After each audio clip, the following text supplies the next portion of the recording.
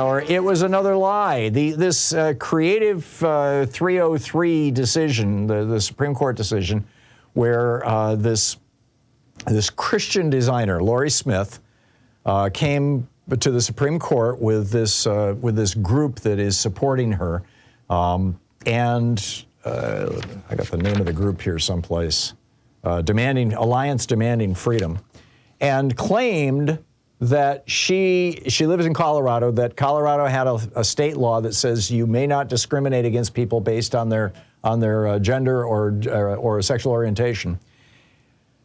And she wanted to discriminate against gay people. She did not want, and she said, I have been prevented, essentially, from starting a website business selling websites for weddings because I'm afraid that a gay couple will come to me and I will say no, and they will sue me under this law. And in fact, a gay couple did come to me, and I am terrified. That was basically her message that she laid out before the Supreme Court. Well, it turns out that the gay couple that she said came to her, or the man who wanted to marry his husband that she said came to her, was a lie. This guy he's an actual person. He lives in San Francisco, but he's straight. He's been married for 15 years. He's got a kid and a wife. So that was a lie.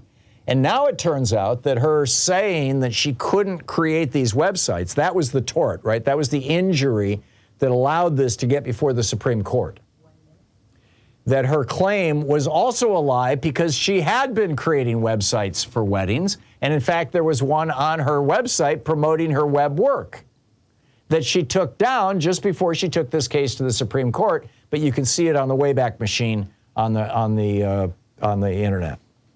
Over at the New Republic, they've nailed her for this, this whole 303 Creatives case.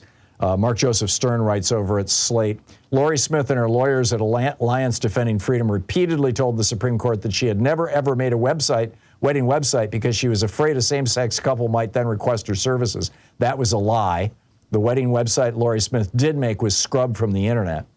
The chief counsel for Sheldon Whitehouse's Senate Judiciary Committee, Alex Aronson, writes, quote, evidence continues to mount that the anti-LGBT extremist group Alliance Defending Freedom committed a fraud on the Supreme Court in its cooked-up 303 Creative case. Drexel University professor of law David Cohen says apparently nothing about this case was true. NBC News senior reporter Ben Collins sums it up. This case, he says, continues to absolutely reek, and nothing is being done about it.